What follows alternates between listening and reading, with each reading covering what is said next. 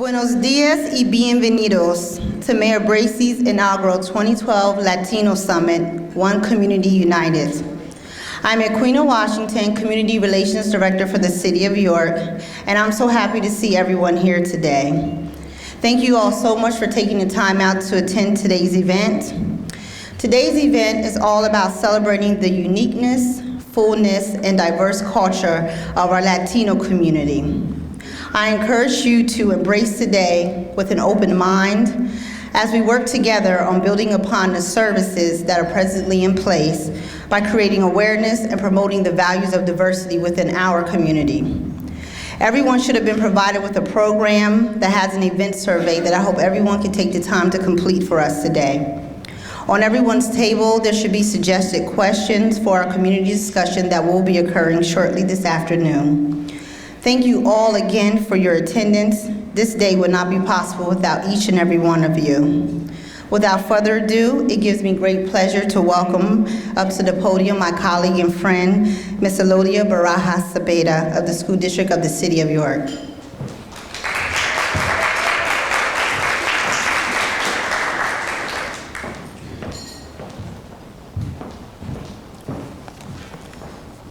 Buenos días. Bienvenidos. No sé si les informaron que la presentación de hoy va a ser en español.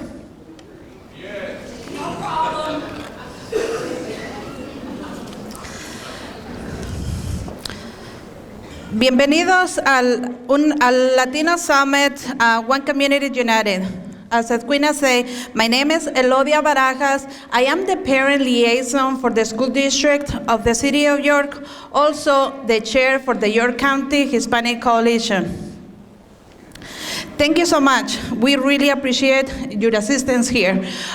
If you haven't seen the table, we have a table outside with information about the coalition.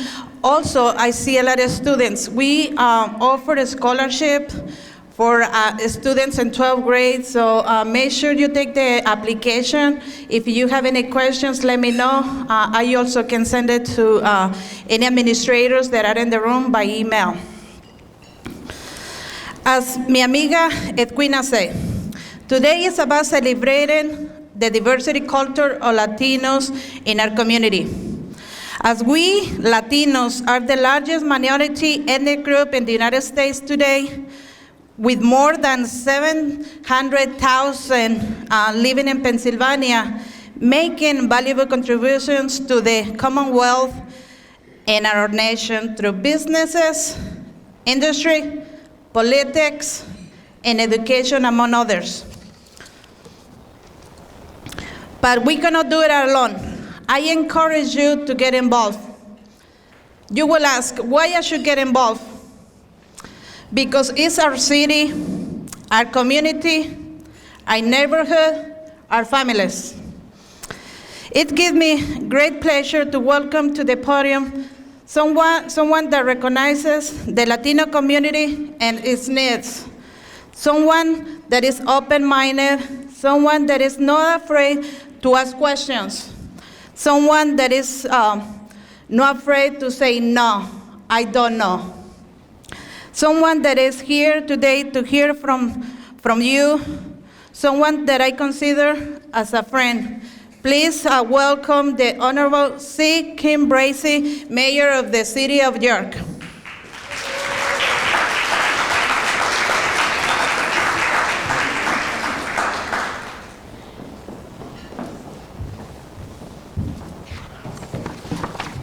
Hola.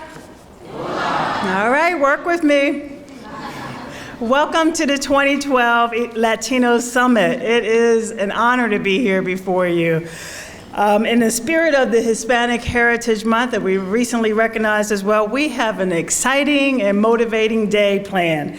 I want to thank all those that assisted in the planning of this fabulous event first. I don't want to call names, but you all know who you are. Would you please stand? All of those involved in the planning of today's event. 1, 2, 3, okay.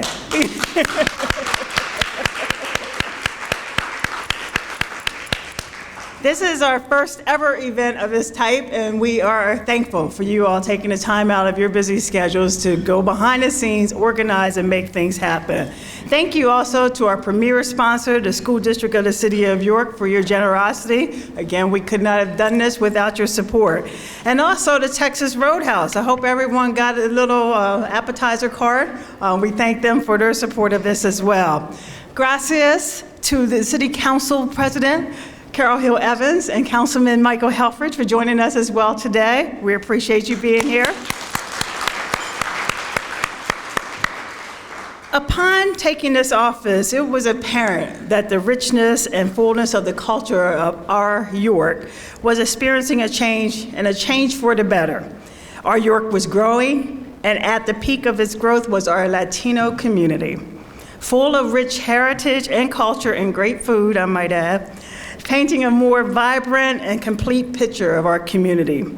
Today is about building, encouraging, and embracing that richness and the boldness of the Latino culture in our community. As your mayor, embracing the diversity in our community is a must. It's an absolute must. So I am so glad to see so many young people here as well, too. It not only builds for a healthier community, but a more welcoming environment for everyone. Instilling a sense of dignity and pride within any community begins with the simple components of inclusiveness. Therefore, each and every goal that I have established for the City of York, such as encouraging neighborhood pride, small business growth, quality education, clean neighborhoods, and family-sustaining jobs, are not only expressed for a specific population within our community, but for everyone, all members of our community. Providing accessible, available, and reliable resources within our community, viable to our Latino community, is why we're here today, though. I'll be the first to admit, as Elodia also mentioned as well, I don't have all the answers. And that is why I welcome each and every one of you here today to help me determine what some of those answers might be, so that we can have that community. Together, we can work to make a lasting change for a brighter future ahead. I am not only aware, but grateful and respectful of the work that has been done in our community, past and present, of embracing our Latino community. Standing upon the mountains of strides made before me, I charge our community to work together and making some additional lasting actions and changes today, and embrace those changes with open arms. Again, I welcome and thank you to everyone who has made a commitment to be here today. It will be an exciting day. I've heard our keynote speaker in the past. I'm looking forward to it again. But again, it is up to each and every one of us to determine the direction we want to go. And I'm positive that we will have solutions at the end. Thank you for bringing your best ideas to the table, and enjoy your lunch as well, too.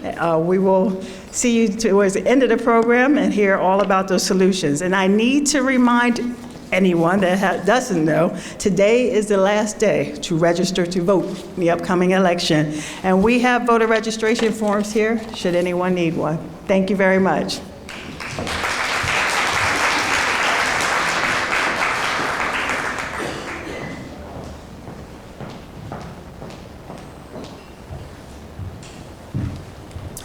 At this time, we will begin our community discussion. Everyone should have a half sheet of paper on their tables, which has some suggested questions that individuals can ask. Everyone is more than welcome to pose other questions for us to discuss. The first question on the list is, what positive changes have been placed within our community to address the needs of our growing Latino community? And I'll grab the microphone and we'll walk that around. Buenos días. Buenos días. I'm running with high school in San Diego, and we just created the Latino Finance Group in the Grupo de Latinos, our path, and we try to get all the Latinos involved in our community, using the school, and using all the parents. And all the information that we're going to send today is going to be in Spanish, will be in Spanish. We want to make it more in Spanish. Even more, we create a new line where the Spanish speaker, they can call us, and we want to answer it in Spanish. And all the information, everything about community, we want to translate for them. Nosotros vamos a hacer bienvenidos a nuestra comunidad. Nosotros le vamos a mandar todo en español. Vamos a hacer que los padres latinos se sientan parte de lo que es la Lincoln Charter School. Tenemos una línea de teléfono donde ellos nos van a llamar a nosotros y nosotros le vamos a contestar en español. También vamos a mandar cartas, vamos a mandar correo electrónico, todo en español, para que hacer que los padres latinos se sientan parte de la comunidad. Muchas gracias.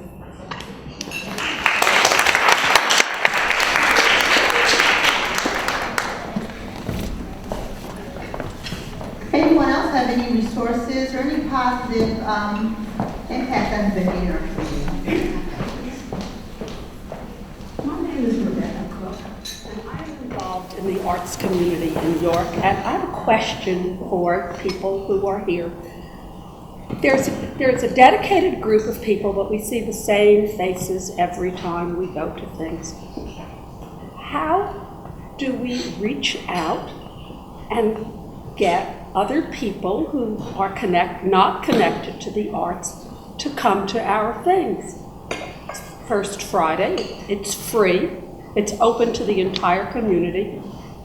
Does anyone have ideas on how to draw non-participating people who don't feel that they are either don't feel welcome or aren't interested? I guess we'll never get, but who just don't know how to take that step.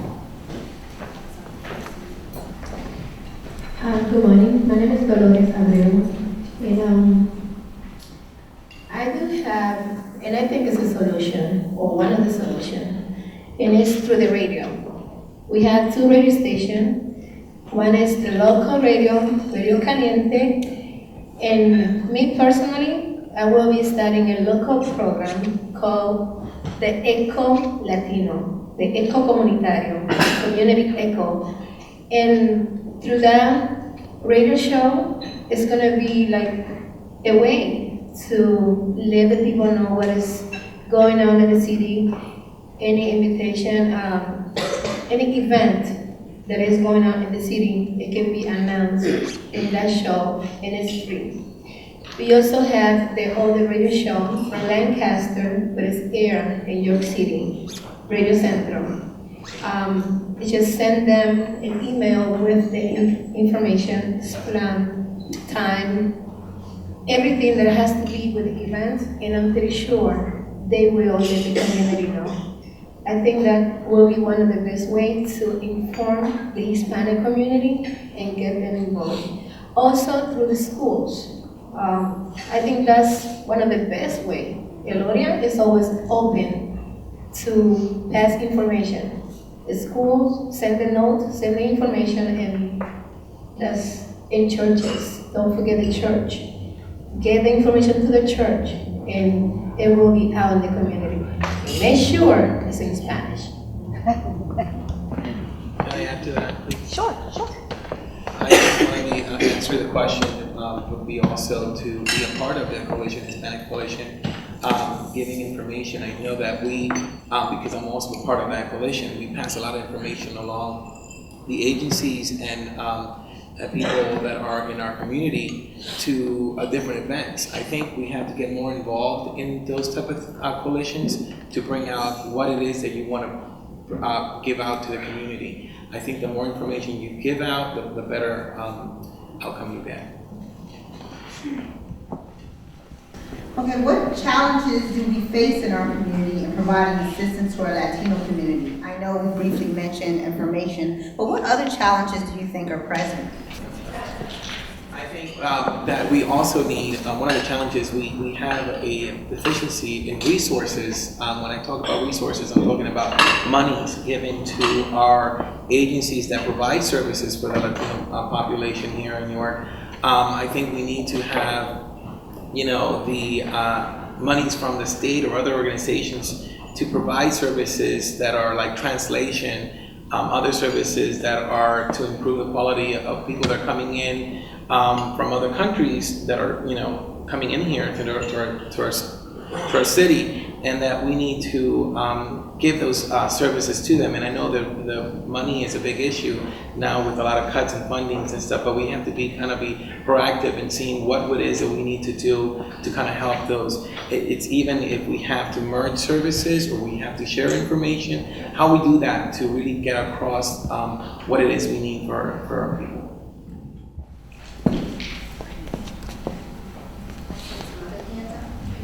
As Dave mentioned, I think one of the challenges is money, but also resources. Don't forget, we can establish partnerships in the community.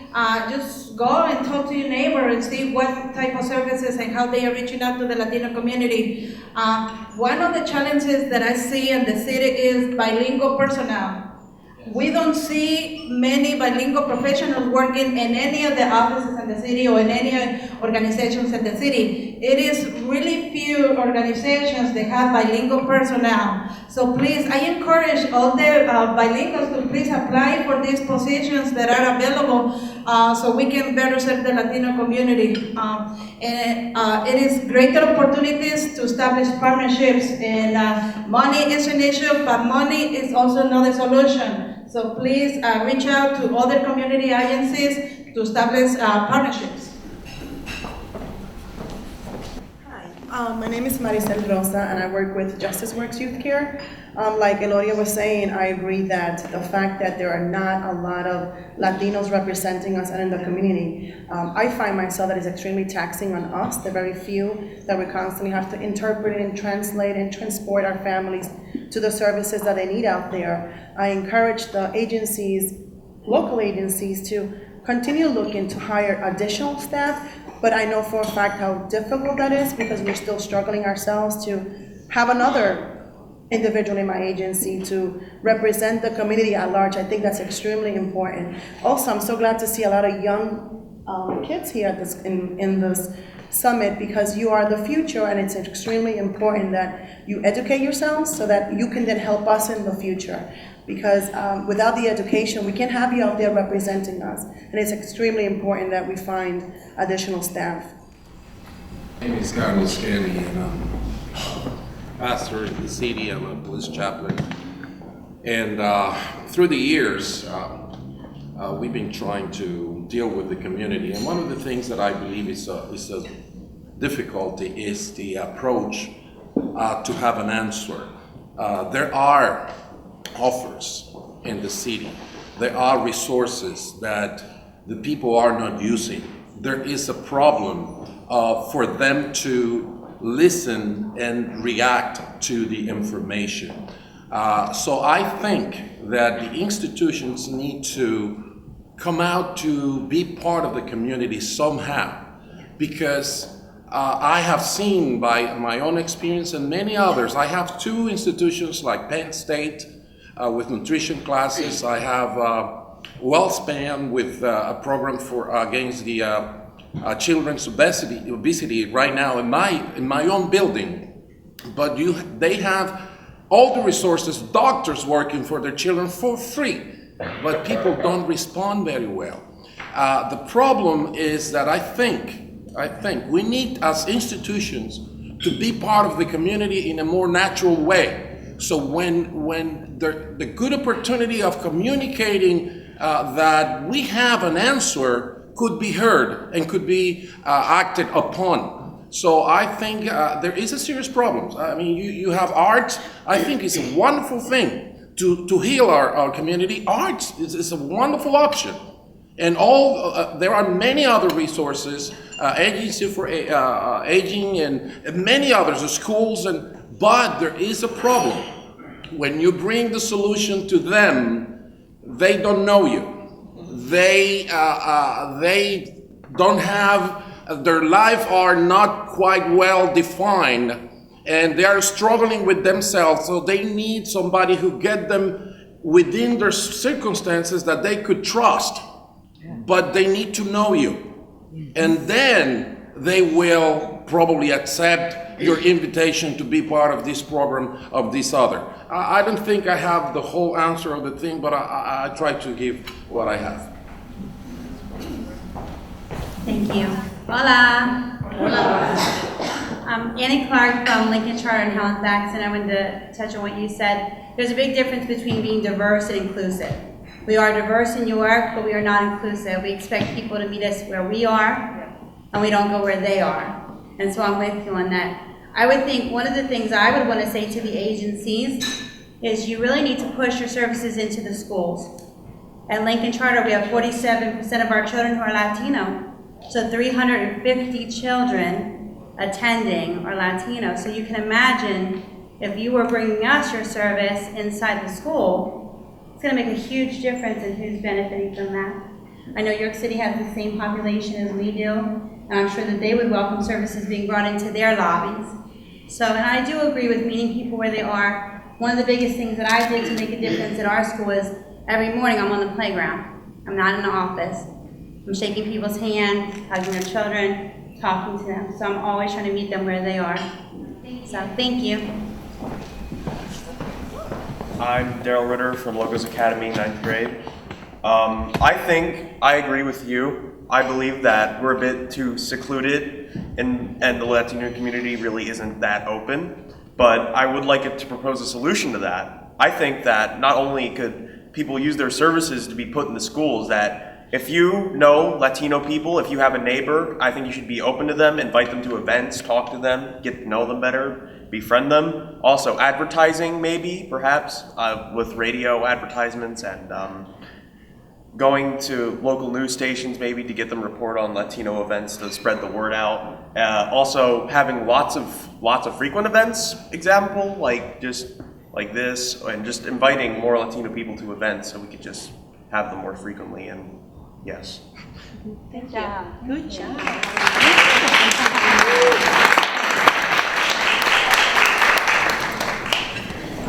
Well, I'm Kylie Dorsey from Academy 10th grade, and I also agree with Daryl because if the flyer wouldn't have been sent home announcing the Latino Summit, I would have not known about it and we would not have been here. So I think just like in general, more advertising would work better because I don't think there's enough of that in the community in general.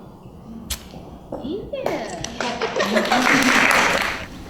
We do have another question, and what action steps could we take in our community to make these changes?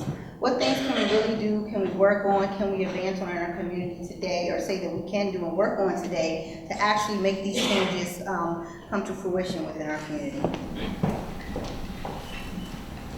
I'm Gary Zimmerman. There are many, many neighborhood associations in the city of York. And if each neighborhood association would do more outreach into the Latino community, because in my neighborhood where I work with Latinos, they feel very isolated and disconnected. And I think that each neighborhood association could do more to reach out to the Latino community, invite them to every event you have, when you have a cleanup, when you have your monthly meetings. Sometimes it may take going back 2 or 3 times. But once they get to know you, they will feel more at ease and they will come out and get involved. One of the events that we had was a panel discussion with state representatives, and what we did is Jose Colon translated the entire event. So he translated both the questions and the answers of all the politicians who were there. So, and the parents were very happy that they had that opportunity. I also think one of the struggles that we have is just having things translated, having papers translated. So if we could find a more efficient way of sharing information, instead of you sending it to me in English, then I have to have someone at our school translate. If you have that original translation, it would really help.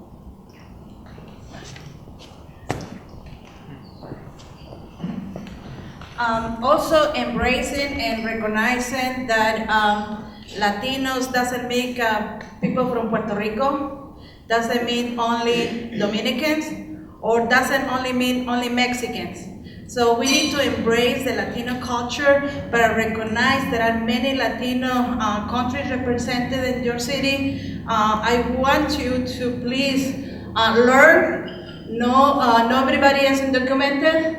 Puerto Rico is a Commonwealth, So please, do your homework and do better outreach when we are embracing a Latino community. Not everybody is Puerto Rican. Thank you. Hello guys, I'm Alec Amasi, Locust Academy, 9th grade. I do agree on, well, we need to start being way more open, and what these people are saying, like advertising and all that good stuff. I agree what Daryl was getting at the last question. You can apply that same use to this question, and yeah. Hello again, guys. Well, something that I noticed, it's kind of more of like a challenge, but in school, like our Spanish classes, we learn like one kind of Spanish, and also a lot of people don't speak like proper Spanish in like York City, so when we're learning it, like the things that we say, like they might not understand because it's different. So even though they're teaching us to be bilingual, it's not like correct. And so even though we think we're speaking Spanish, it's not really that. So, yeah. Well, I agree with Daryl, and I'm Denaja Carbello from Logos Academy, and I'm in 10th grade. And some of the things that we used to have, we do not have anymore, like parades and like programs that churches and your college used to have to teach the people English. I think we need to bring those back so that our Latinos can communicate with Americans and we can be on the same page and understand each other and pretty much get united. I would like to add something of what you were talking about, the Spanish speaking. I do have a youth group called Spanglish, and what we do is exchange of both language. For example, you speak English, you come to the group, you can even help those who don't speak English. The person that you're helping speaks Spanish. That person will help you learn Spanish. Besides that, we learn the culture, like Elodia says. What we do in there, and how I motivate the youth to become part of the group, is by dancing. All of you like to dance, like music. That's the way I bring youth, stay with me. Now, it's working right now, finally, after 5 years. Now it's working. But one of the things that I noticed with Spanish-speaking students, most of them be having a lot of problem at school because when they don't understand the language, and they started going to school for the first time, sometimes they feel they've been put in the corner. And I say that because every time I see some student about to drop out, I talk to them, and they told me different story. Believe me, a lot of things going on in school. We need to check with our students what happened. So I will encourage those people involved in school to please check Spanish students, talk to them, offer more solutions to continue school, and encourage them to learn the language. And anyone interested here to learn more Spanglish, come and talk to me after. Thank you. Maria Kraut, I'm a special education teacher, and I work with preschool kids that have special needs. I just started a support group for the Spanish-speaking families. And one thing that I do now is I personally invite the parents, because if I just send a paper, a lot of them don't come, but I say, oh, come on, I'm asking you, please come. And I found out that getting them together has helped in that they share where they're coming from. They have their children 24 hours, so they know the struggles that they have. And if one person knows a doctor to help, they can help the other person. The thing about what I tell parents I have a lot of kids that have language delays. You know, I know that a lot of them had struggles when they were in school, but to try to help the kids speak correctly so that later on they do better. Answering the question about solutions, I have two little things that I would like to say. And number one is that we need probably a shift in philosophy, and this is what I mean with that. No matter that we Hispanics or any kind of person, we have our particular ways and characteristics. We are one anyway. We are just one community. We are York County, we are York City, and no matter if I have a mindset of inclusive or not, I am part of that community. No matter if I'm white, if I speak Spanish or English or French, I am part of the community. No matter if I'm gonna leave in a year or in 10 years, I am part of this community. And we need to have that mindset, and that goes both ways. Not only on the institutions that are trying to help the community, the Latinos. We, the Latinos, we need to understand that we are part of the community, and we have a need to be part of it in an intentional way. It's not simply to play the role of a victim that nobody loves me or whatever type of thing. No way, Jose. That's not the way we were raised. Yeah. We were raised to conquer. We were raised to do things, to accomplish things. Well, let's do it. Yes. And I have found, I'm the pastor of two congregations, and one of them is Anglo, that they are ready to embrace your warmness, and they're ready to embrace your food, and they're ready to embrace your jokes and everything. So let's not play a role of distance. We need ourselves to take the initiative of getting involved in our communities. And number two, and I'm sorry, but you got the wrong guy here. Number two, and in some way it's being said here, especially by the youth, and it is, let us stop aiming in others and let us start with myself. We need to start with myself. What is the part that I can do? Let me not look for the role that somebody else has to do and how they do it. What about me? What I can do, and I believe if there is one thing that everybody can do is start with you. So that's my invitation. Start yourself, like he was saying, you have a neighbor, go and be a friend, but a natural friend, not something fabricated, to fill out a form for an institution and to build statistics. No. Enjoy your neighbor, and you're gonna have a better life. And then the problem of being Latino or Anglo or African American, it would mean just a nice color to our rainbow or a nice spice to our sancocho. Like that.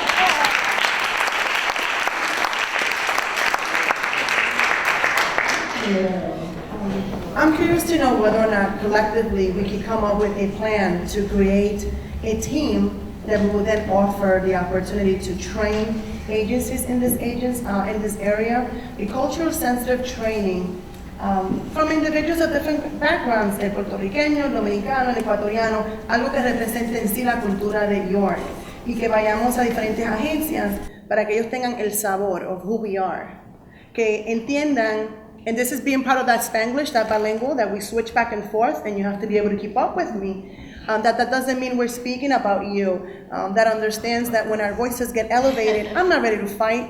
This is who I am, we're excited, we're rambunctious, we love our music, we love our food. And I find that I'm constantly having to educate people in the community when I take clients. They're not ready to hit you. This is them expressing their emotions. You will know when someone's ready to fight. Speaking now, that doesn't mean I'm ready to fight. I'm excited. So I think it's important if we collectively can come up with a plan. That would be really I think it would work, to go to all those local agencies to teach them who we are. I hope we can do something like that. I do not know if this is still an issue in schools today, but I would like to mention that racism is still a problem nowadays. And I know kids in the past who brothers or sisters were attacked because they were Latino, And while it may not happen this frequently as of these days, it's still like a never-ending issue. Like, bullying is always going to happen. And while I can't offer a solution to how you can fix it, I would just like to throw out that maybe you should crack down on racism or racist bullying in general, but especially racist bullying for the Latino community. Let's start now. You don't see a lot of Spanish people here. Where is the Spanish word? We speak in English. Do we want to change? We need to have people that speak Spanish in our meeting. Thank you. Hi, my name is Rebecca Murray, and I teach at Lagos Academy. And it seems like communication and language is one of the largest barriers we face. And maybe some of these organizations don't have enough funding or money to hire somebody that's bilingual or more people that are bilingual. However, at my table right here, I have several bilingual teenagers that are completely bilingual. And so maybe if you can't afford to hire somebody, you could start an internship program where you have an intern that comes and serves you, and it would benefit the student and the organization. That's all. Hello, I'm Gabriela Sanchez and I work for the York City School District, and I agree with the lady that just spoke. For the youngsters, if you're bilingual, embrace your culture. Don't be ashamed of being Latino. We are the power. But just, practice your Spanish. Don't put it aside. Your English, you're gonna practice it all the time. But, speak Spanish to your kids in the future, okay? And everybody, your friends, your family, because that is our culture. So, and we have to, we have to keep it there, okay? Just don't forget that you're Latinos, all right? I heard Ms. Dolores say that you all like to dance, and she's teaching communications through dance. I bet you all, no matter what grade you are, no matter what age you are, you all like to tell somebody what to do. On City Council, that's exactly what we do. We tell folks what they can do and what they can't do. It's an opportunity, and so I would invite any of you, youth and adults, to come and find out what it is that we do that affects your community, that affects this entire city, no matter where you live. I love the whole neighborhood idea, and I encourage you to continue to meet your neighbors. If they don't come to you, go to them. Make them know who you are, make us know who you are, and then allow us to let you know who we are, so that we can all become one community. But I would encourage any of you that want to, especially the youth, to come. I've seen time and time again where the youth are teaching the adults who don't speak English. Come and learn. Ask us questions. Take that back so that there's more knowledge and more understanding of who we are and what it is that we do at City Council that regulates what it is you're allowed to do in the city of York. So I would invite any of you. We meet on the first and third Tuesdays of every month in City Council chambers, which is the Sovereign Bank Building, 101 South George Street, and we meet 6:30 for public comments, and our legislative session, which is where we get to pass laws that regulate what you can and can't do, begins at 7 o'clock. So please, I'd love to see any of you come out, and also consider having maybe a youth city council or some version thereof, so that you can, again, help us to identify what it is, what your needs are, so that when the funding comes through, we know that you're there as well, and we can take all those things into consideration. Thank you very much.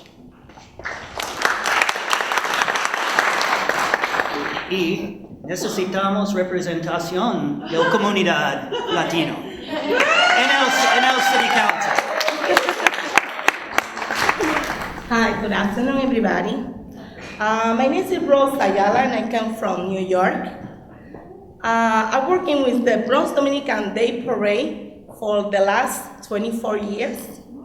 I got a lot of experience. I got a good relationship with City University of New York, UNI, and I got a good relationship with the government for Washington, D.C. and Albany. I'm working with the different community, African American, Irish, Dominican, Central, and South America. So the thing is, I speak very good Spanish. Yo hablo bien el español. I try to give my cultures to other nationality. My son's family living here in New York since 2004. I love it, the way the mayor from New York working. I came to many meetings behind the curtains, and I saw her working on all community. I decided to come to York to give you my experience, how working in fundraising, how working with the key, how working with the university, how working with the government. And here, if you can share me your experience, and I can share my experience to yours. So, ustedes me tienen aquí, now en York, para darle mi experiencia. Podemos intercambiar experiencia, ustedes conmigo y yo con ustedes. Thank you very much.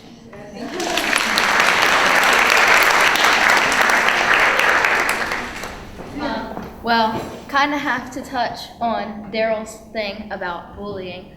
Well, being an English-speaking person and growing up in America and only seeing America, you kind of tend to go off of what you see on TV or what you hear on the news or whatever. And I know that when like Estefania or Denaja or Melanie, they try to teach me their dances, or I listen to their music, like I want to dance to it, so they teach me their dances or whatever, and we have a good time, and I learn about their culture, and it really like opens your eyes. So I think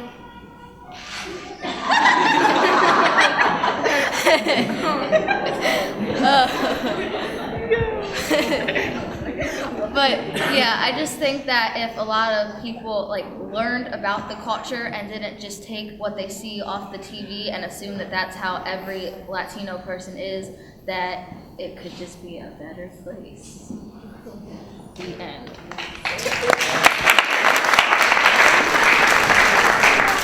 Hello everyone, my name is Johanna Rosies. I am a senior at New Hope Academy Charter School. And I wanted to point out how hard and how difficult it is to have Spanish-speaking parents, because I know sometimes we don't think about it, but if you don't have a mom that can't accompany you to that meeting that they're giving out scholarships or grants, then you don't have that extra money to go to school. You don't have enthusiasm because you can't discuss those conversations with your parents because they know very little about it. So therefore, you're losing that student, that kid that wants to go to college, that wants to go to school, that wants to be the next doctor, a lawyer. So we're losing our future. So please provide translations to Spanish-speaking parents, because that is your future when you're losing that one kid.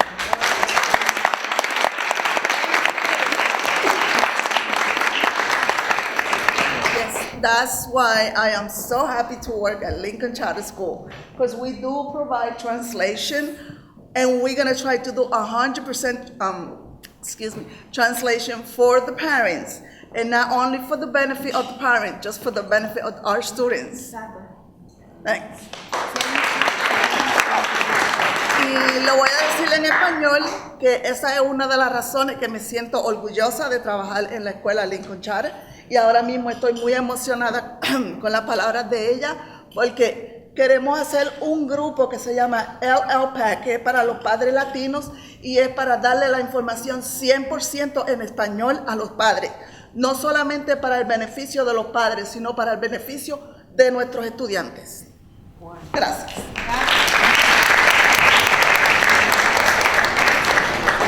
Thank you everyone so much for your comments. Thank you to our youth, our future. Thank you so much for your comments.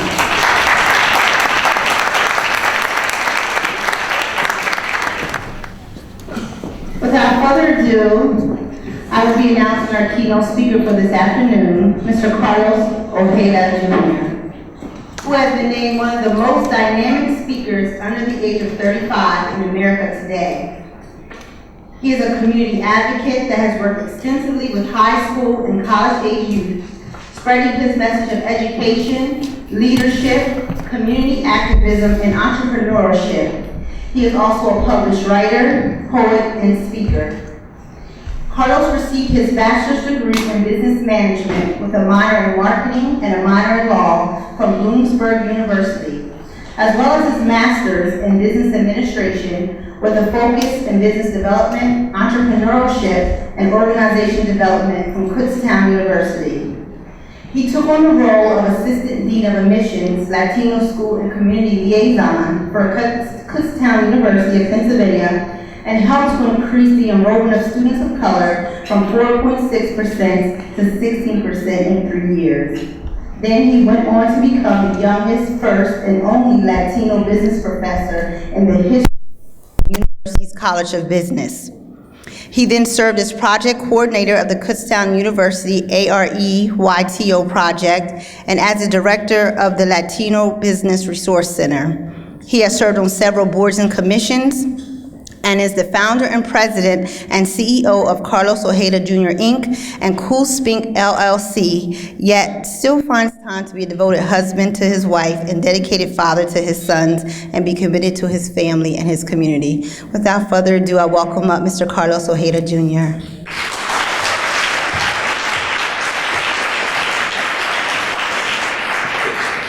What's up?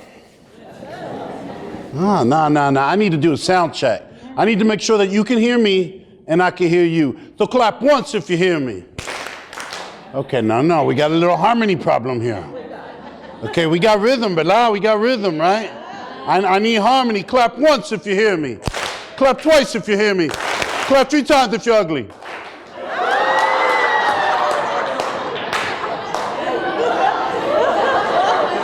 Gotta make sure you're listening. Clap once if you hear me. My name is Carlos Alberto Ojeda Torres Rivera de Jesus Jr.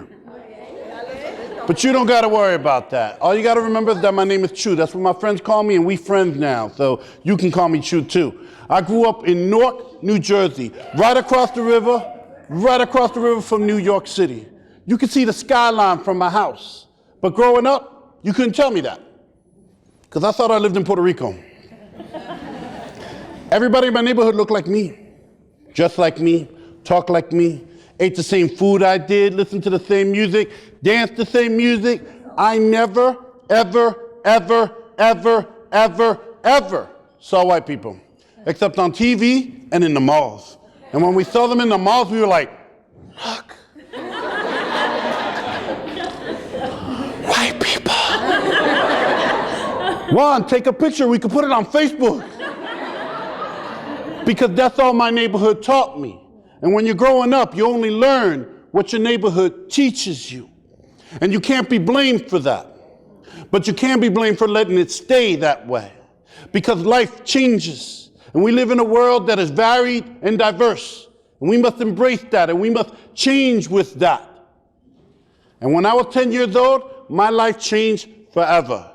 Because when I was 10 years old, I was riding my bike from my house to the corner. Because that's what my mama said I could do.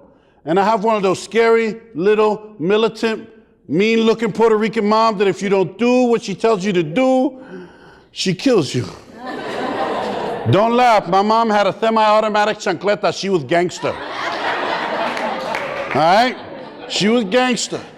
And so I rode my bike to the corner, and I was riding my bike, and when I got to the corner, there was a drug deal going down. And one guy wasn't happy with what he got, so he pulled out a gun and shot the other guy. I was 10 years old the first time I witnessed my first murder. All my friends, they broke out. They started running. Me, I didn't even ride my bike back to the house. I just dragged it with me as I was running. And I walked back in the house and I was like,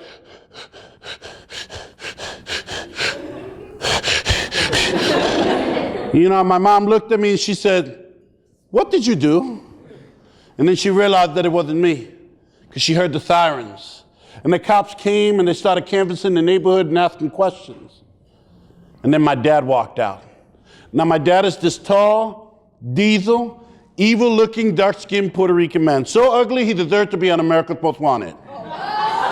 No, don't laugh. If you saw my dad walking down the street and you were walking down the street, you'd do this. I gotta cross the street. Because he looked the part. And he came out and he looked at me and he said, "You didn't see anything." And I looked at him and I said, "Okay." And then my mom came out and started yelling at my dad. Little mom, big dad, hilarious. My mom's like, "We have to move. We can't raise our children in this craziness. You see what your son just saw? ¿Viste lo que vio? We have to go. Nos vamos a mudar." My dad looked at her. Okay.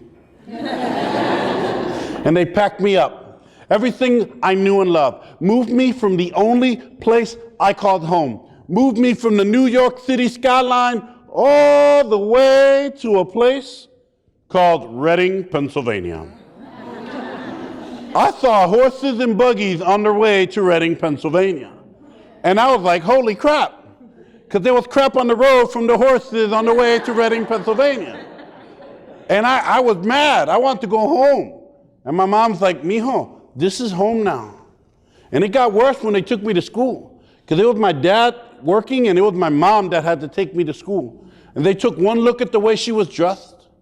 They took one listen to her heavy, thick accent because she came from Puerto Rico where she was late in life, so she didn't speak English that well. In fact, the only English words she knew how to say correctly were the bad words. And she spoke it like a true American, ¿verdad? And so they took one look at our last name, and they took one look at all that, and they knew exactly where to put me. They put me in bilingual. Now, bilingual back in the day isn't the way bilingual is now. Bilingual back in the day, they just put everybody that didn't speak the language in a room together. So it was me, a kid from Germany, a kid from Korea, and a Jamaican kid. And none of us were learning English. We were all learning how to curse each other out in each other's languages. I'm fierce in Jamaican, man.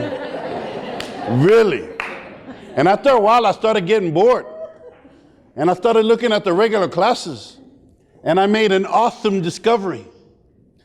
There's some really hot girls in the regular classes. And all I had were these 3 freaky dudes in my class. So I raised my hand and said, "Señora, miss, I want to go with them." And she came over to me. And she looked at me and she goes, "Aw, you can't go with them.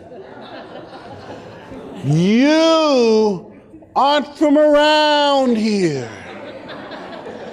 I didn't know what the heck this was all about. I didn't know if she was a diva or what. You know? But I figured that there was a miscommunication between us. So I went home and I told my dad. Now, my dad is what you call a New Yorican, all right? He came from Puerto Rico, but he grew up in the boogie down Bronx, all right? He was in Studio 54. He used to be at the Copacabana. You know, my dad looked like he was stuck in the 70s because he would dress like a pimp. He had platform shoes, bell-bottom jeans, leather jacket. When my dad walked in a room, you swore you heard 70s music. I was like, "Yo, papi." My dad came in. And I was like, "What in the world is that?" I was waiting for a little disco ball to come up and start spinning. I said, "Yo, Dad, they put me in bilingual." And my dad's like, "For real?" And I was like, "For real, for real." He's like, "For real, for real, for real?" I was like, "For real." And so my dad said, "Well, we're going to have to fix this." So the very next day, we went to speak at the school. And I was excited. I was hyped. I was looking at the teachers like, "You going to get it? My dad's going to punch you. He's going to punch you. You getting punched twice." And I was so excited. My father walked up and said, "Excuse me, why is my son in bilingual?" But they really didn't have an answer because they just put me there. So my dad asked him, "Is there a test that you can give my son to tell you where he belongs?" And they said yes. And my dad said, "Well, give them the test." Because a father knows his son. A parent knows their child. And even though they can't always express it, they want what's best for you.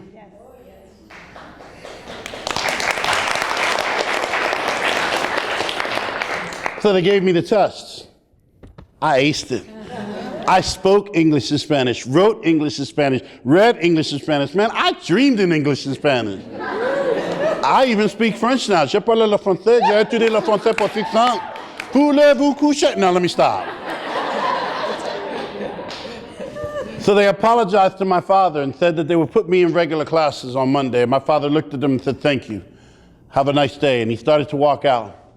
And as he walked out, I was right behind him looking at the teachers going, what? Don't mess with me. And I was so happy because we straight punked them teachers, right? They weren't going to mess with me for like weeks. I could get away with murder in school. It was awesome. And in my moment of triumph, in my moment of happiness, in my moment of joy, out of nowhere, my dad slapped me in the back of the head. Hard. My eyes started watering up. I thought I had allergies. And I looked at him and said, why'd you hit me? I didn't do nothing. And my dad said, exactly. No hiciste nada, you did nothing. You let them put you in a corner where you don't belong. You let them take your voice. Tu voz es tu poder. Your voice is your power. The one thing given to you from birth so that you can lay claim to your destiny. Stand your ground. Speak your mind. And you let them take it from you. Steal it from you like thieves in the night. I don't send you to school to waste away. Not one day, not 3 weeks, not ever. Sueños y esperanzas, you are our hopes and dreams, mijo.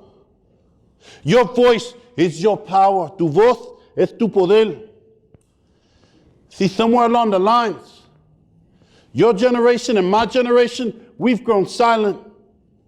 We were told that it's better to be seen, not heard. And for some strange reason, that is the one piece of advice that we chose to take to heart.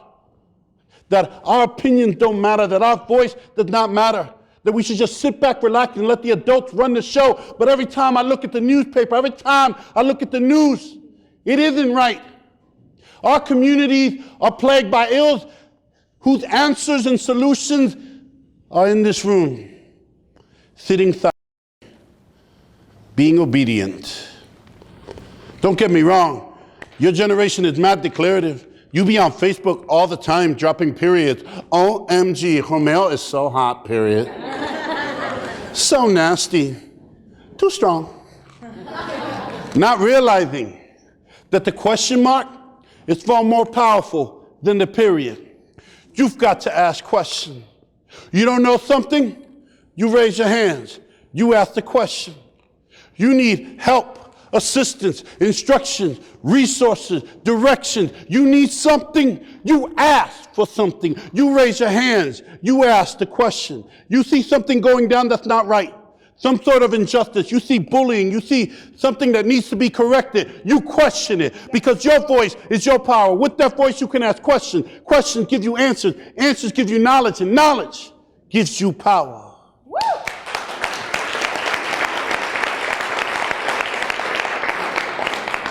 Let me do a sound check. Knowledge gives you what? Power. I can't hear you. Knowledge gives you what? Power. The power to change your life, the lives of people that love you and depend on you, this world. So that day, my dad looked at me with all the love a dad has for his son. And he says, ¿Me entiendes, mijo? Do you understand me? And I looked at him with all the love a kid has for his dad. And I said, I don't know what the heck you talking about. I'm gonna tell mom you hit me. I hate you. What did you say? I love you. But see, the damage was done. In my eyes, school didn't like me. And if school didn't like me, I didn't like school. So by the time I was in 10th grade, I was getting in trouble all the time. I had in-school suspension, out-of-school suspension, detention, cualquier enchen, I was there. And it got to the point that they wanted to remove me out of general population, put me in a special school for special people because I was special. But some of my teachers liked me, so they gave me one chance to stay in school. That meant my dad had to come back to school. I knew he was going to kill me, but I didn't think he'd do it in the school because there's too many witnesses, right? So my dad walked in, it was just the way I planned. There was the vice principal, the teacher, the secretary within screaming distance, ready to dial 911 in case my dad goes crazy. and they gave my dad my file. He looked at it, and he looked at me. Started reading about all the days I cut school, looking at me. Started reading about all the days I was getting in trouble, looking at me. Reading about all the fights I was getting into, looking at me. Reading about everything I did at school, and I'm like, dude, you need to stop looking at me because you're freaking me out. And then at that moment, I got really nervous because my dad started to turn red. My dad's a dark-skinned Puerto Rican man. He ain't supposed to turn red. I don't think it's biologically possible, all right? And in this moment, I'm really freaking out because my dad's not saying anything. And in my entire life, the way my father has communicated with me is by yelling, throw out the trash, where's the remote? Even when he tries to communicate emotions, I love you, that's the way he talks. And out of my father's mouth comes the sweetest, most gentlest, most beautiful voice I've ever heard in my life. As he looks at my vice principal and he says, can I have a moment alone with my son? No, no, no, no, no, no, no, no, no, no, no, no. You can't do that. You know, you can't do that. I'm gonna be on CNN. Young Puerto Rican boy killed in the high school today. You're tripping. It's gotta be a law, all right? You can't leave me in here with him. And the vice principal looked at my dad and looked at me and said, you're on your own, kid. And he left. And I start tripping. You know, I'm like, oh my God, you know, I'm tripping. But then I calm down, because I got a plan B. Because every plan A has got to have a plan B, and that's contingency planning, and my plan B was solid. My dad's old. I'm young. I can outrun him. The door began to close. I was like, ready, set. Suddenly, my dad began to move faster than I've ever seen him move before in my life. It was like a Puerto Rican version of The Matrix. He was like, un poquito de salsa. And he gripped me up. And he slammed me in the chair. My whole life flashed before my eyes. And in this scary situation, I did what any young, macho, Puerto Rican boy would do. I started crying for my mom. I was like, Mommy. My dad's like, you better stop crying. But you know what happens when you're in the middle of crying and you try to stop crying? You start doing this.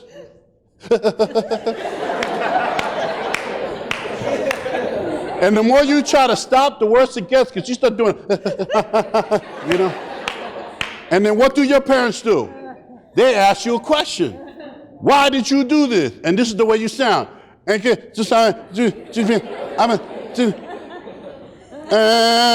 know. And then the mocos, right? The boogies come, right? And you become a hot mess, right? You just like, oh my God, no. Pineapple, you tripping, right? And my dad stopped yelling. He got calm. And I thought this was the end. I was like, no me Padre, Hijo, Espíritu Santo.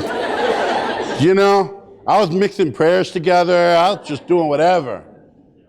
But instead of killing me, he looked at me and he goes, tu abuela, your grandmother, she came from Puerto Rico.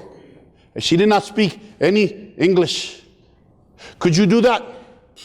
Could you go to a country that doesn't understand you and you don't understand it? But she did it. She came here with my 6 brothers and sisters looking for the American dream. She would go up and down the East Coast, wherever she could find work, chasing the seasons from one farm to the next. She would work 13, 14-hour days like a modern-day slave, never truly getting paid her worth. She would come home and her hands would be bloody, her feet would be swollen, her clothes would be ripped and dirty, and the very next day, she would do it again. And when my father abandoned us, have you ever wondered why you don't know your grandfather's name? That coward's name will never be mentioned in this house. What kind of man turns his back on his family, leaves them alone to fend for themselves in a country they do not even understand? I was a boy doing a man's job. I worked those fields. I raised my brothers and sisters. I've worked my entire life so that you and your 2 sisters can have a better life. You're my only son. You're my eldest. You're my namesake, mi tocayo. You have my name. I love you. And I was like, aw, Daddy loves me. My dad said, I'm gonna give you 2 options. I was like, word, that's what's up. I love America, I love options. He's like, you can stay in school and live, or you can drop out and die.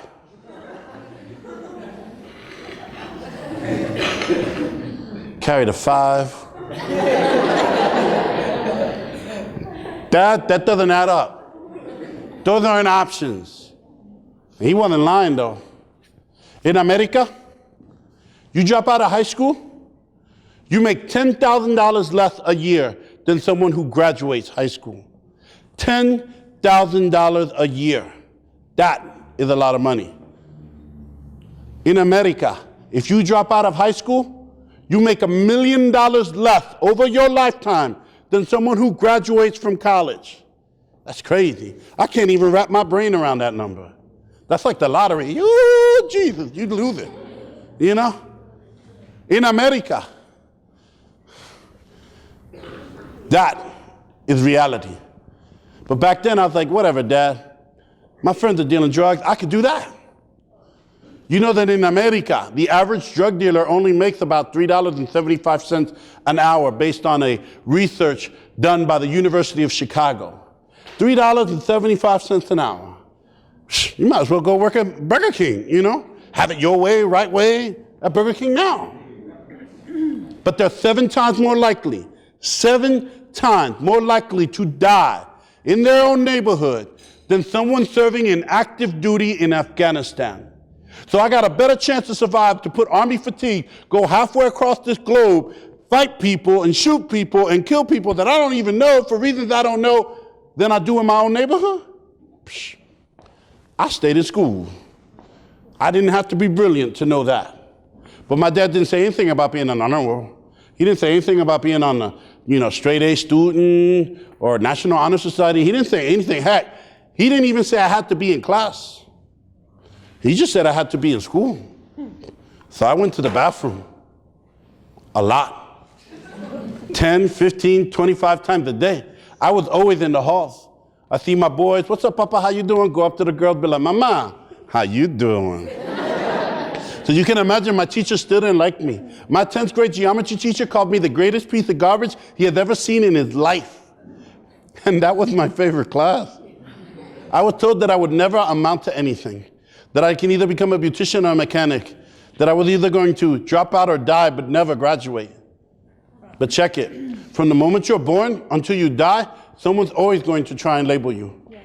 It could be someone you know or a perfect stranger. They won't label you. Short, tall, fat, skinny, pretty, ugly, gifted, troubled, clumsy, athletic, smart, stupid, undocumented, illegal, aliens, really? Aliens? I didn't see that movie. Orale, take me to your leader. I don't think so. It's up to you to decide whether you're going to live up to the labels that people are trying to put on you, or you're going to rip those labels off, tear those labels up, throw those labels away. Don't ever, ever, ever let anyone tell you who you are or who you will become. That is your destiny to fulfill, nobody else's. Don't ever, ever, ever let anyone define you. You defined you. End of statement. Period. No conversation.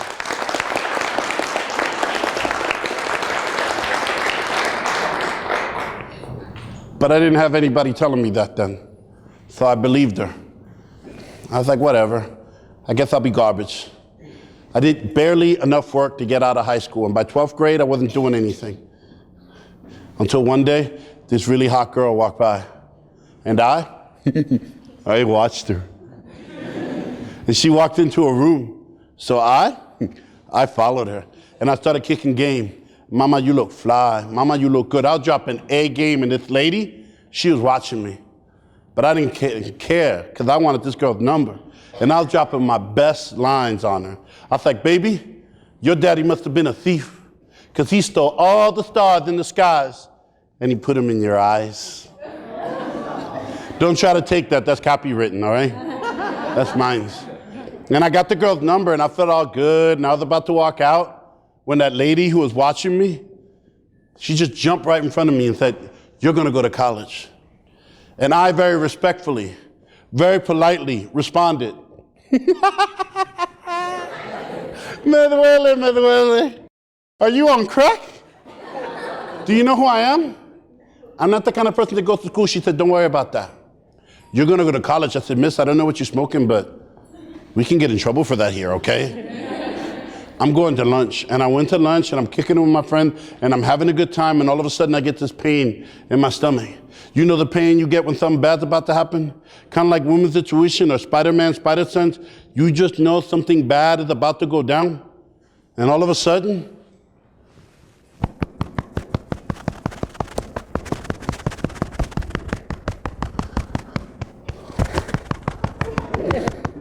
someone tapped me on my shoulders for an unusually long amount of time. And by the looks of the faces of all my friends sitting across the table from me, I knew that something horrifically, horrendously horrible was about to happen.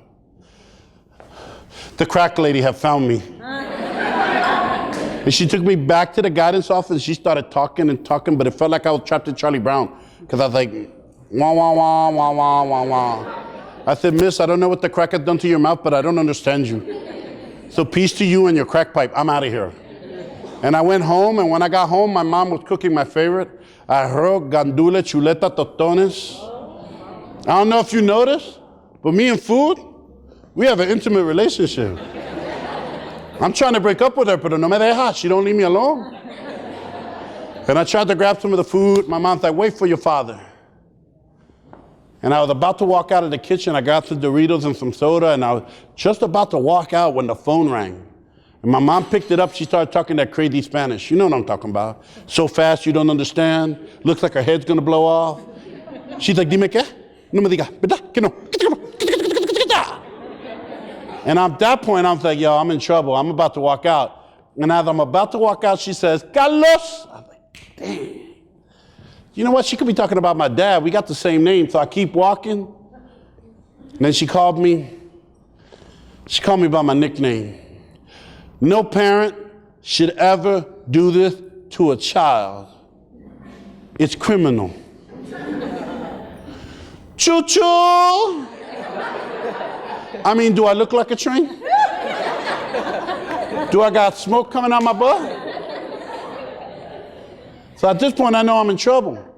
So I was like, you know what? I'm going to act like I didn't hear her. And I was about to walk out when she called me by the one thing that I can't stand is she even called me this on my wedding day. Mi chuchito. Little choo-choo, really? Little? At this point, I know I'm in trouble, so I walk back in. And as I do, I get that pain in my stomach. You know the pain you get when something bad's about to happen, kind of like women's intuition or Spider-Man, spider sense, and then the room starts spinning, and I'm dizzy, and I'm sweating, and I drop my Doritos, and I drop my soda. I'm like, ah! My mom's on the phone with the crackhead. This lady's stalking me. I got to call the cops. What's the number for 911? Okay, some of you got that joke. The rest of you will get it later, okay? You'll be in the bathroom like, oh, that was funny. And if you're thinking about me in the bathroom, don't do that no more. Don't do that. No. And I was tripping because I was like, yo, this lady, she's like invading my space and all, ¿verdad? But then I started thinking about it. She was a beautiful Puerto Rican woman. Maybe she liked me. Older woman, younger man, it's all good. Every time that lady came to school, I was there 15 minutes before her. Kicking game. Miss, you look beautiful. Miss, you look fly. Miss, I love your perfume. Miss, if I could rearrange the alphabet, I'd make sure that you and I would be together forever. Let my man say, I gotta write that down.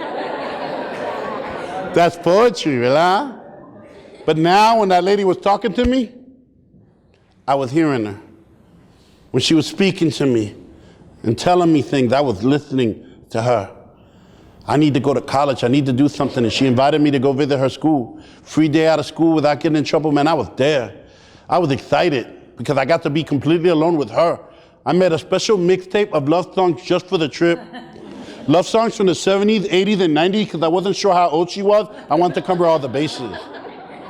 And then I went to my dad's room and I got cologne and I was like, shh, shh. Shh, shh, shh, shh. Shh, shh, shh, shh, shh, shh, shh, shh. We drove 3.5 hours into the middle of nowhere. I saw more trees than I've ever seen before in my life. I saw rabbits. I saw chipmunks. I saw deer. I thought I was in Bambi Part 2, Puerto Rican in the woods, fella. This place was different than where I grew up. They took me on a tour of the campus and she said, do you like it? I go, yeah. She's like, well, do you want to come here? I go, definitely. She's like, well, you need to take the SATs. What I didn't know then, and I know now, I will share with you. I'm deaf. I wear hearing aids in both my ears. Without them, I cannot hear, which is cool when your wife is yelling at you. You'll be like, sorry, baby, I got technical difficulties. You're gonna have to come back later. Like some of the older guys are like, that's a good idea. But it's not cool when I'm your age. And everybody called me a problem. I was an academic problem. I was a behavioral problem. I was a social interaction problem. I was every problem that they can come up with except for the one that I had. A hearing problem. I did not get diagnosed until I was 23 years old. That means I spent most of my life completely in the dark. Do you know what kind of nightmare it is to never be able to engage the one thing that you love more than anything in this world? I grew up in the golden era of hip hop. Biggie Smalls, Tupac. But no matter how many times I would listen to the music, I could feel the beat.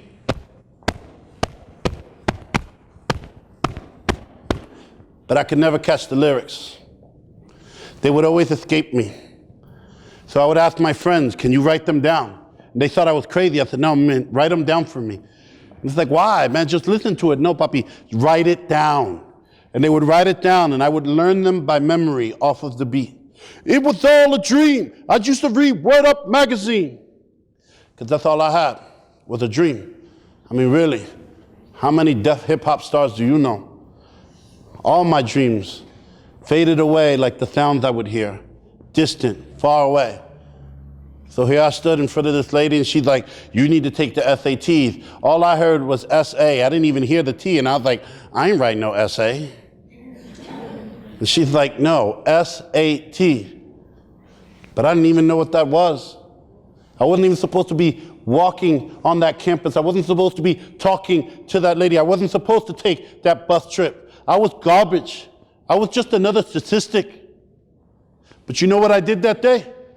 I did one thing, one little thing that changed my life forever.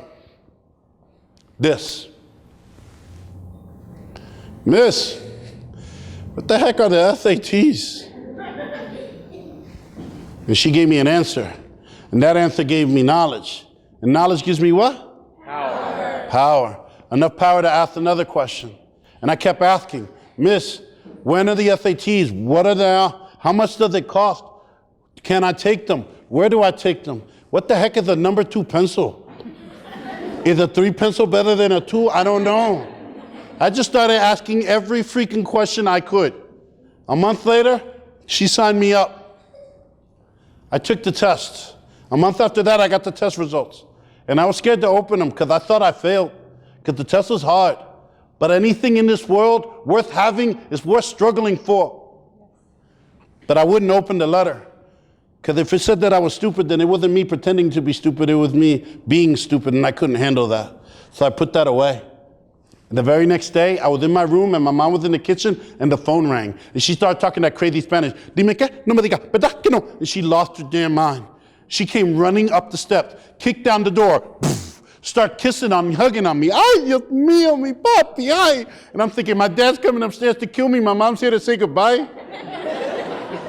And she goes, baby, do you know what you've done? I go, Mom, you're going to have to be a little more specific than that. We're not in church. I'm not confessing, okay?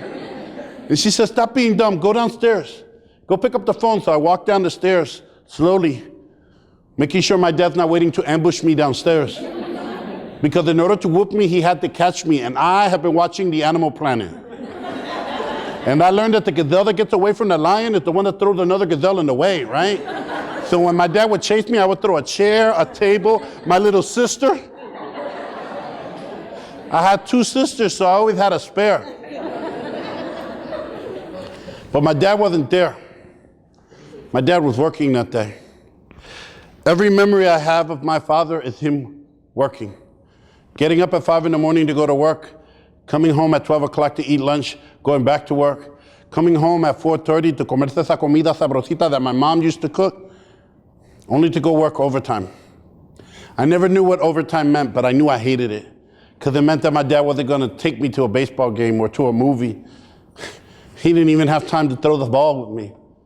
I didn't have white picket fences in front of my house. That wasn't the kind of life that we had. My father was always working, and so was my mother. So I was alone. I was alone to raise myself. And that's why I ended up getting in so much trouble. Me and my friends always getting in trouble, left and right, because the streets wanted me, because the streets always want you. It wants to swallow you whole. Look at where my friends are compared to me. One of my friends is on death row for double murder. Killed 2 people and burned their bodies. That's murder and conspiracy. Leave behind 2 little boys who are so young that someone's going to have to take a picture and say, this is your dad, because by the time they're old enough to understand, he's going to be gone. I have friends that are either dead, in jail, or worse. That's all my dad wanted to stop me, but I didn't want to hear it. He would try to tell me how to live my life. I'd be like, back off! You can't tell me how to live my life. Most of my friends don't have no dad, and since you're never here, tú eres mi pai tampoco, you're not my dad. And we would get to the point that our fights would elevate to the point that we were almost about to hit each other. My mother, my little mom, would put her body between us just to stop us, because she knew that if I hit my dad or my dad hit me, our family was over. And my mom wasn't willing to give that up just yet. There were years I didn't speak to my father, years I didn't hear his voice. And you want to know what's crazy? I don't even remember what we were arguing about. All I know is that 5 years ago, my dad died. I was 3 hours from home. My mom thought I was in California, but secretly I was in Pennsylvania, and I was planning to go home to surprise her because it was her birthday. I had flowers in the back seat of my car, but the surprise was on me. My sisters called me and said, Chu, you need to come home. Dad's in the hospital. And I asked one simple question. Is he okay? Answer. And that's when I knew, because they never tell you on the phone when someone has passed on. They always say you have to come to the hospital or go home. So I started driving as fast as I could, punching the steering wheel. It wasn't fair. Just when I started to learn to live with my dad, when I made peace with him, I got to learn to live without. When we became more than father and son, when we became friends, best of friends. When I finally got to take him to the baseball game that he could never afford to take me. Take him to an NBA playoff game. Let him sit in the luxury box. Let people serve him for once after a lifetime of serving others. When he got to meet the players and they shook his hand and they thanked him for raising me. When I finally got to take him to the movies, because nobody ever wanted to take my dad to the movies, because my dad's the kind of guy that talks during the movies. No entra ahí que te va a matar. But it was cool, because when you go to the movies, I would just turn off my hearing aids, you know? He could talk all he wants, because it didn't matter if I heard the movie. All that mattered was that I was there with him, and I would take him and my son to the movies, 3 generations of men. We'd go watch the Kung Fu Panda movies, because my dad said my son wanted to watch it, but let's keep it real. My dad wanted to watch it. Okay, I wanted to watch it. I mean, I look like Poe a little bit anyway, right? Right? And about 15 minutes into the movie, my son and my dad would start fighting Kung Fu in the theater. And it used to annoy me, right? But now, that memory makes me smile. And it makes me a little sad, because I miss my dad. And I wish I had 5 more minutes. Not too much to ask for, huh? 5 minutes? Think about how many 5 minutes you waste. In the morning, Mommy, please, 5 more minutes. Or when they tell you to do something and you're watching TV, Mami, se va a acabar en 5 minutos. It'll be over in 5 minutes, just 5 more minutes. Or how about when you call your friend and you think, I'm 5 minutes away, when you know damn well you're about 30 minutes out. ¿Verdad? Think about how many 5 minutes you waste. I just wish I could take a little bit of each of your 5 minutes so that I could have 5 minutes back. 5 more minutes to tell my dad I love him, because I don't remember the last time I said those words. Or 5 more minutes to hug him, because in my culture, fathers don't hug their sons enough. And I don't remember the last time I hugged my dad. Or 5 more minutes to tell him that on April 18th of every year, my son takes every helium balloon he gets on his birthday and he goes outside and he lets the balloons go. And the first time he did that, I said, Papi, why did you do that? And he goes, I want them to go to heaven so Pop can have them. Porque le hace falta también, he misses him too. And I wish I had 5 more minutes to tell him all of that and so much more. To tell him that everything I am and ever will be is because of him. But I've lost my 5 minutes and I will never get it back. But you, all of you, you have your 5 minutes. You have people in your life that love you, that care for you, that would die for you in an instant without a second thought. It could be your mother, your father, your brothers, your sisters, your aunts, your uncles, your grandparents, your wives, your boyfriends, your girlfriends. It could be the checkout lady at the bodega. I don't care. Whoever it is, tell them. Call your mom and be like, Mommy, I love you. And they're going to be like, what did you do now? But it's going to make you and them feel better. And I know what you're going to say. Yo, Chu, my parents don't understand me. Check it. You don't understand your parents don't understand you. They didn't understand their parents, and their parents don't understand them. And in the distant future, when you have kids, you will not understand them. I know that now. Because I like to eat cookies with milk. My son likes to eat cookies with water. That's disgusting. And I'm talking about he dips it, he eats it, and then he drinks it. It looks like Metamucil. It's disgusting. And when I look at him, I go, Papi, you need to stop that. That's nasty. He's like, what are you talking about, Dad? You drink milk. I go, so what? He's like, milk's nasty. I go, how's milk nasty? He said, Papi, milk comes from a cow's moo-moo. And then I look at him, I go, you're too smart for your age. Be quiet. But here's what I learned. You don't need to understand in order to love. They're not mutually exclusive. In fact, I will tell you that if you loved a little more and hated a little less, you gain understanding. That's not just for the young people, that's for all people. There's wonderful things that you put down. The one thing that needs to underlie all of that is love. That we are all the same, regardless of our color, our languages, and where we come from, our social stature and the money we make, all of that stripped away. Somos humanos, we're humans, we're brothers and sisters. We have the same fears and hopes in this life. So we should hold hands together. So one success will be all our successes. And one failure is all of our failures. Love each other. Love yourself. You're the first person, 9 times out of 10, this is for everybody. We are the first persons in the day to tear ourselves down. We tell ourselves we're not good enough. We tell ourselves we're too fat. We're not pretty enough. We're ugly. We're not smart enough. We're never going to do it. I'm never going to find someone who loves me for me. You this, that, and the other. You tear yourself down. If you do that, you will never be able to overcome. The first person that has to have your back is yourself.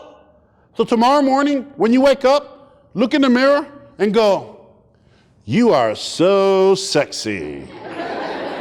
You are powerful. You are fearless. You are a force of nature. You are unstoppable. You are beautiful. You will achieve everything you hoped and dreamed. You are powerful.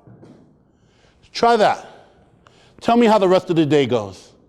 And God bless the first person that messes with you, because you'll be like, I'm powerful. You'll freak them out. All right? You'll freak them out. Love yourself. Believe in your voice, because your voice is your power. And use your 5 minutes. Cherish your 5 minutes. Live your 5 minutes. Don't waste your 5 minutes, or you'll be standing next to me wishing you have 5 more minutes. My dad used his 5 minutes to make sure that I did something. with my life. So I went looking for the phone. And I picked up the phone, and the crazy Puerto Rican lady was screaming. She was losing her mind. And I was like, look, miss, I knew exactly what was going on. I said, I know I look good, but you tripping. And she said, shut up. Did you get that letter? I go, yes. She said, go get it. I opened it up. I was told that I was the greatest piece of garbage that some of my teachers had ever seen, that I would never amount to anything. But the first time I took the SATs, back when they were based out of 1,600, I scored an 1,100 out of 1,600.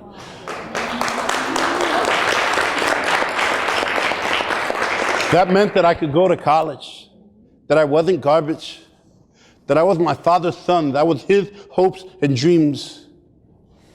That lady made me fill out applications to everywhere, places I didn't even know existed. She came to my house, she's like, are you ready? I go, yeah, and I pulled out all the letters of acceptance, because I got accepted to every school I applied to. And she looked at me and she's like, where do you want to go to school? I said, I want to go to your school. She's like, why? I have a boyfriend. I said, don't worry, we'll talk about that when I get up there. Because if it wasn't for you, I'd be out in the streets instead of here. A couple months later, she offered me a 4-year full tuition scholarship to her school. And a couple weeks after that, she gave me a scholarship to cover my room and board. And a couple weeks after that, my barrio, my hood, where people work for a living, 60 plus hours a week, they took food out of their mouths and money out of their pockets, and they made a colecta, $500, so that I could pay for my books, because they knew my family was too poor and could not afford it. And even with all that, I decided not to go to college. Yeah, some of you are looking at me like I'm freaking crazy. Your mouths are open. Close it, or you're going to get baba all over the place. How could he do that, right? How could he choose?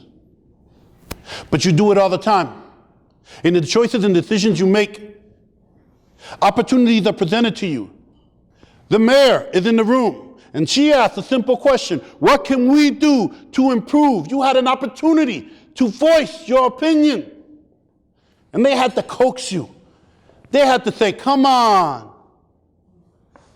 You wasted the opportunity. Well, not yet, because she's still here, and you can still talk. But you do it every day in the choices and decisions you make. So how different am I from you? In my mind, I wasn't going to go to college because everybody told me that I couldn't do it. My friends were telling me I was crossing over. Family members telling me I was wasting my time. So I was just going to go get a job on the docks and make some money. In a couple months, I'd join the union. I'd be cool. But I was going to graduate because I wanted to show those teachers that called me garbage just how far garbage could go. So on graduation night, I had my cap and gown, looking all good. They called my name Carlos Ojeda Jr., and I walked up on stage, and I grabbed that diploma. And the moment I grabbed that diploma, there was about 100 Puerto Ricans in the audience going, choo-choo! I was like, I don't know who y'all talking about. And then they said, congratulations, class, and I graduated. And I was so happy. I was just hugging perfect strangers, just hugging people.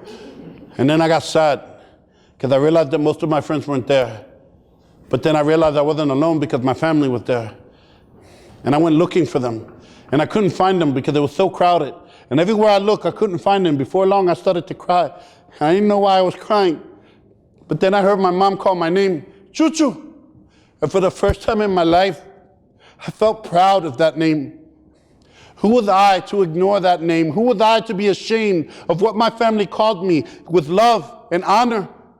They stood up in a sea full of people screaming out my name.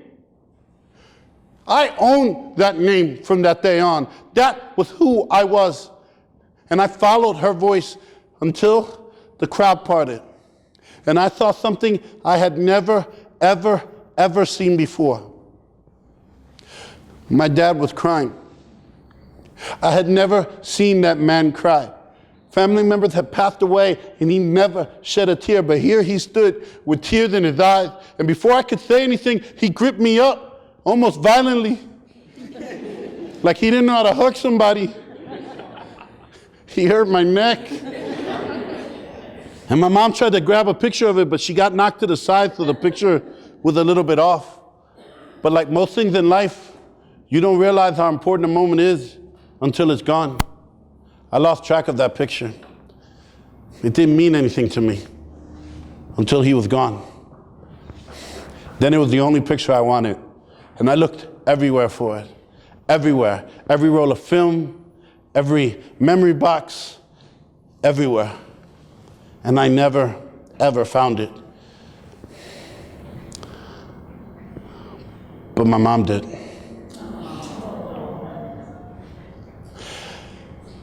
And she gave it to me. My dad held me in his arms the way I imagine he held me when I was born. The back of my head and put our foreheads together, knocked my cap clear off my head. To this day, I'm pretty sure that the cap I picked up off the ground is not mine. Because it's too small, and my name is not Susie. He grabbed the back of my head and put our eyes together because he wanted me to know. He said, "Tú eres mi hijo, you're my son. El hijo de Carlos Ojeda, the son of Carlos Ojeda, and you can be whatever you want to be, go wherever you want to go, as long as you choose to, mijo. No dejes, don't let nobody put you in no corner. No dejes, don't let anyone take your voice, mijo. Tu voz es tu poder. Vete. Go." And he pushed me away. How many of you want to be successful? Raise your hand. None of this halfway success, all the way success. Adults, you too. If you didn't wear deodorant, just cover it up. You want to be successful? Here's the secret. You got to be willing to give up everything you ever were and everything you are right now for everything you can become. Sacrifice. Approach the world with an open mind and eyes wide open. And above all, use your voice, because your voice is your power. With that voice, you can ask questions. Questions give you answers. Answers give you knowledge. And knowledge gives you what? Power. I called that lady, begging, crying, "Please tell me that the scholarship's still there. Por favor, please tell me that I did not screw this up. Please." And the lady started to laugh.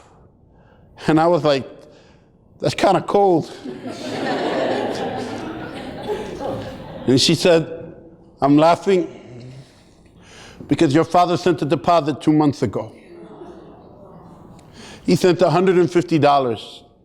Now let me break it down to you. $150 to my family back then was a lot of money, was more than they could afford. And looking back, I started realizing that there were times when there wasn't enough food in the house and I didn't understand what was going on. Where I was like, "Dad, can I have a little extra money to go to the game?" And he said no, because he used that money for me. The lady told me that my dad said that I would make the right decision, but that I was stubborn and it was going to take me a little time. And if I didn't make the right decision, he was going to make sure that he made me make the right decision. The lady said, "The scholarship's here if you want it." And I said, "I do." I took that scholarship and I went to Bloomsburg University. I became the first person in my family to go to college. I went to Bloomsburg University, got my business management degree with a focus in human resources, a minor in marketing, and a minor in law. Became president of Latino student organization, president of Black student organization. By the way, I'm not black. I didn't care. I learned how to play the piano. I learned how to speak French. I learned about my culture. I learned about other people's cultures. I met famous people like Bill Clinton, Hillary Clinton, Cornel West, Angela Davis. I graduated from college, the first person in my family's history to ever graduate from college with honors. Got a job with a multinational corporation, got paid more per hour than my mother and father ever got paid per hour combined in their lives.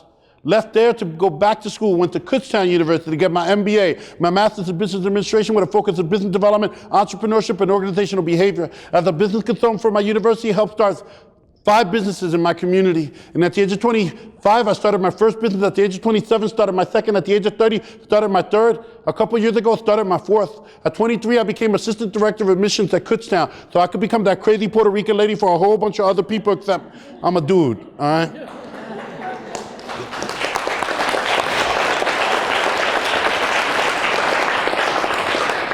At 25, I left admissions to become the first and only Latino professor in the history of the College of Business. Left there to become director of a Latino Business Resource Center and help start 300 businesses in the state of Pennsylvania. Left there to become a full-time motivational speaker. I've traveled this country, 44 states, worked with hundreds of thousands of students year in and year out. Published my first book a couple years ago, working on my second that will be out by the end of the year, called The Power of Youth, how you can develop power and change your life. Have a CD that I drop. I'm working on a second. Have a movie that I'm writing, a DVD that I'm editing, and I'm married to the most beautiful Puerto Rican woman you have ever seen in your life. So hot, we walk into a room, people look at her, look at me and go, what happened? Here she is. She's hot. We just celebrated our 10-year wedding anniversary. So she's been putting up with me for 10 years. But as beautiful as she is, she's equally intelligent. Because 4 years ago, she graduated. Not from high school, because I'm not a pervert. Not from college, because she already did that. But she graduated from medical school. She became the first medical doctor in her family's history. That is Dr. Sandra Ojeda, my wife, my queen. And she did it all while raising this little guy. Thank God he looks like his mama. And his name is Carlos Alberto Ojeda III. Not in honor of me, but in honor of my father. Because my father taught me that life's not measured by the breath you take, but rather by the moments in life that take your breath away. That it doesn't matter where you come from. What matters is where you're going and whether or not you're willing to do what needs to be done to get there. And that your voice is your power. Tu voz es tu poder. Because if you use your voice, and I use my voice, and we use our voices together, our voices cannot be ignored. Our voices can only be heard. And what a beautiful sound it would make. The sound that would change this world for people like this guy. Okay, you guys just went even higher, like, ah! That's Alessandro. That's a life-size picture of him. He's a big baby. He looked like he ate another baby. I come home, I said, what's up, Bobby? He said, give me a cookie.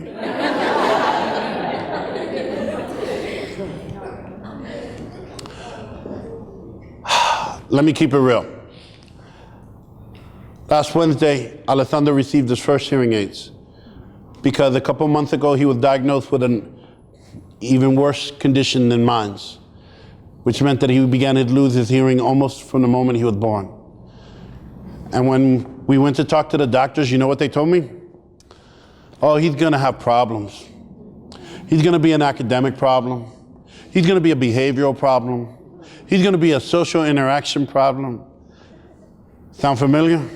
Yes. It's what they told me. And I didn't remember.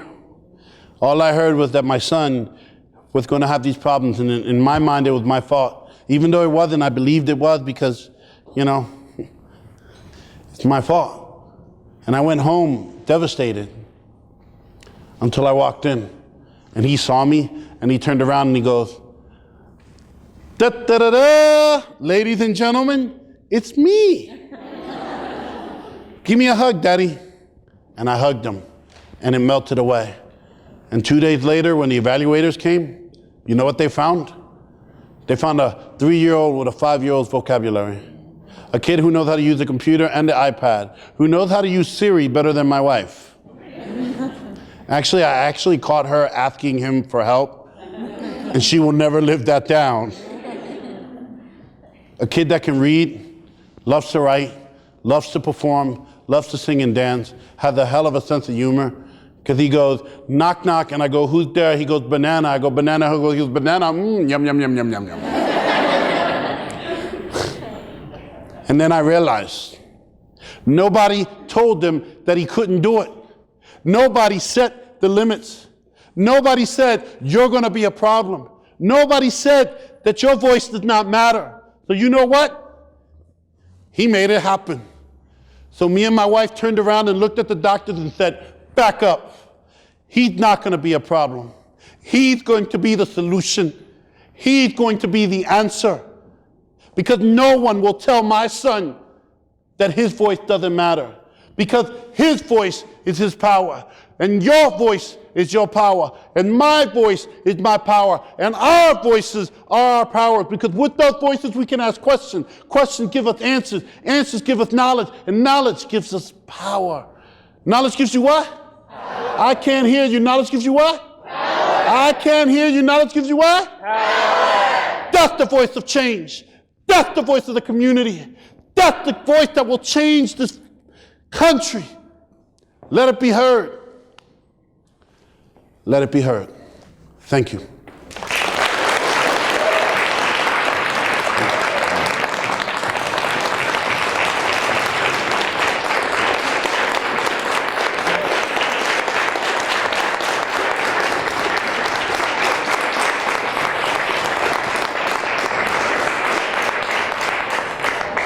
Clap once if you hear me. Clap twice if you hear me. Clap 3 times if you're looking good. You guys were waiting. You were like this, I'm not gonna be ugly.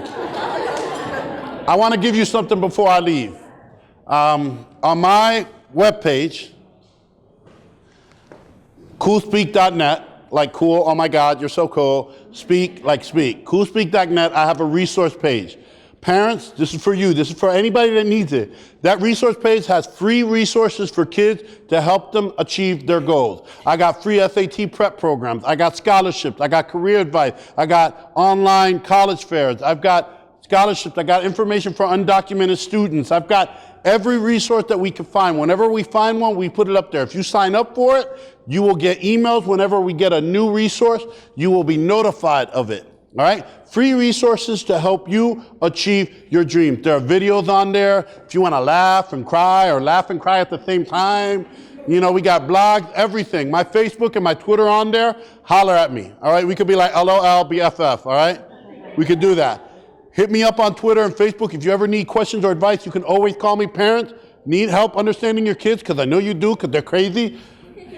I'm an expert at it. All right? Holler at me, connect with me, all right? I will be selling my CDs in the back if anybody wants a copy, but remember, your voice is your power. Much love. Thank you.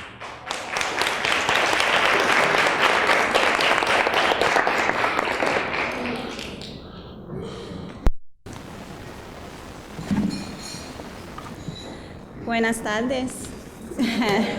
Good afternoon. My name is Jacqueline Marrero. I am the Crime Prevention Coordinator with the York City Police Department. This Latino Summit was a wonderful opportunity for York City to work together with the Latino community, strengthening existing partnerships and creating new ones. You know, many times I am asked, what does it mean to be Latino? And my response is first and foremost, Latino to me signifies and clearly defines the word familia. We hold true to our identities and our values, and above all, our familia. Aside from familia, to me, being Latino also means being part of such a long, diverse history of culture, tradition, and orgullo. To be able to use that pride as a positive energy source to accomplish anything. I want to take this time to say thank you to everyone that was part in bringing this awesome event to fruition. If I can ask for the Latino Summit Committee members to please stand.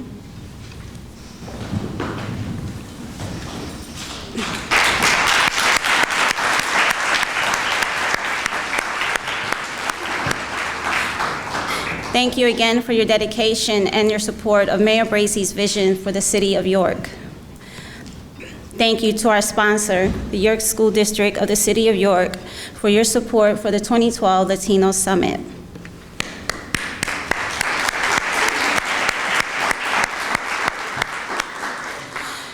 Lastly, thank you to our dynamic and phenomenal keynote speaker, Mr. Carlos Ojeda, Jr.